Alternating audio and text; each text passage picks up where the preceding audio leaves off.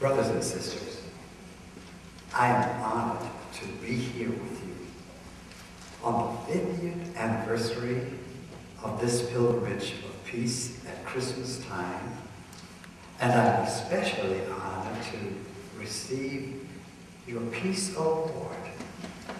It is so strange that as I accept your award, I feel very much in a compromised position like Obama.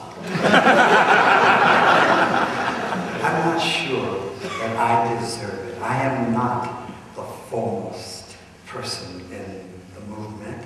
I mean, I've only been to prison 1 or 2 times. I've only been called an inconvenience to military action several times. Not yet earth-shattering action. So I received this, and especially since Obama received his award after having given 30,000 more troops a surge in Afghanistan, and then he has to go receive a peace award. Just the other night on the Jim Lehrer News Hour, I was saying that maybe Obama gave a balanced speech and that maybe he's a principled pragmatic and that we hope he's going to be a leader that is called a peace president, but that whether that's going to happen, since he listens to both sides, will be determined by whether or not we make sure that we are heard with respect to our commitment. Amen. We cannot turn our president over to those who will claim him for hawkish activities or for sustaining the military-industrial complex.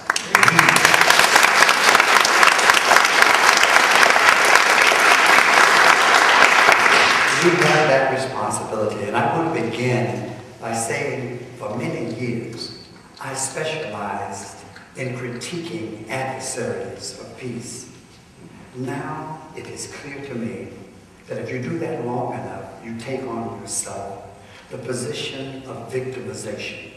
We who are in this movement may be victims of first one force and another, but the cause to which we have committed ourselves means that we are conquerors, at least in our own idea, except that the world doesn't know it yet. And we have a responsibility to mobilize, to strengthen ourselves, to clarify what we're about, and to get ready to get on the road again so we begin our next 50 years of championing the cause of peace. Well, so much for preliminary conversation. I've been asking people how long my talk should be, and I am very much aware that you have been walking from 12 o'clock to 5 o'clock, and that if anybody is going to sleep tonight, it won't be because I'm so dull, it's just that you're tired. So at least that suggests that if I have anything worthwhile saying, I better get on with it while I gather the last portion of your attentive message for today. You see printed in the bulletin that my topic is get on the path and stay on the path. That's what came to my mind when I received the 10th call from Mimi Lane, making sure that I was going to be here tonight.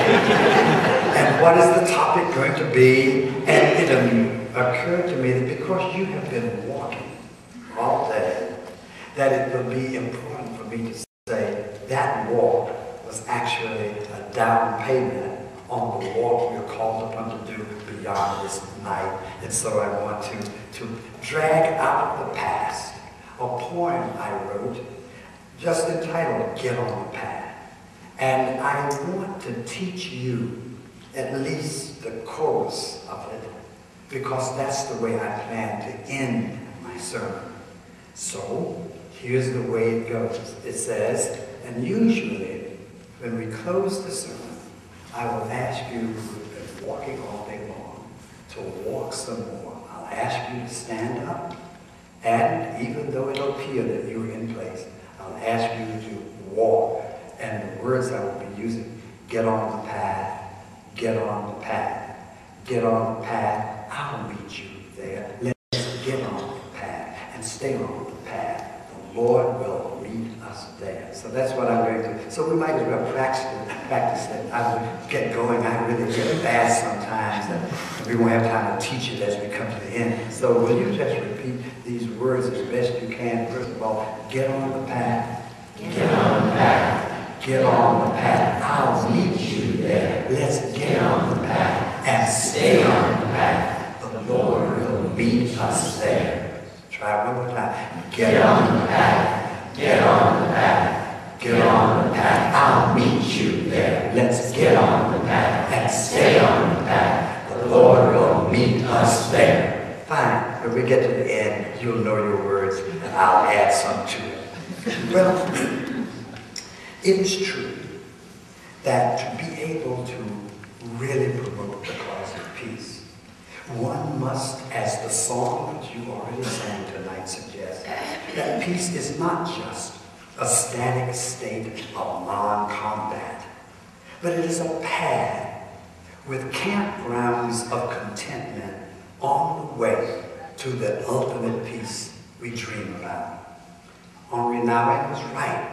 Peace is the way. It is not just getting to the place. It's going and traveling and marching on the way to peace.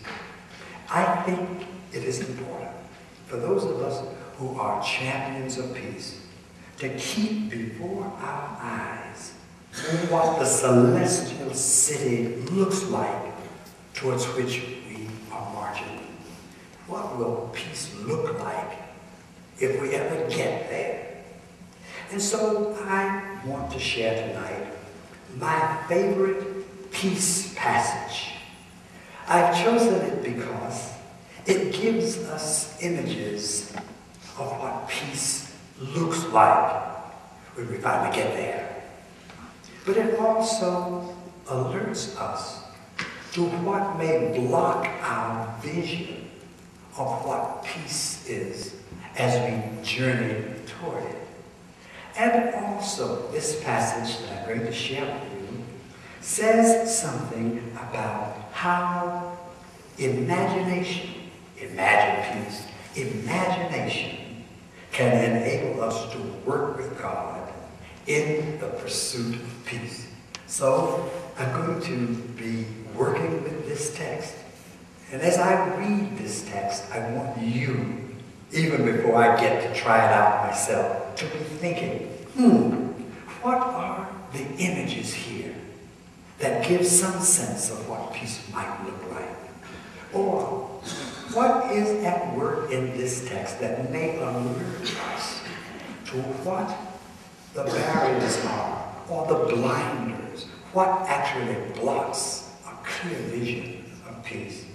And also in this text that I'm getting ready to read to you, what is it that shows us that we will really consent to a season of imaginative reflection, how we might become partners again and again with God's plan to bring peace on earth?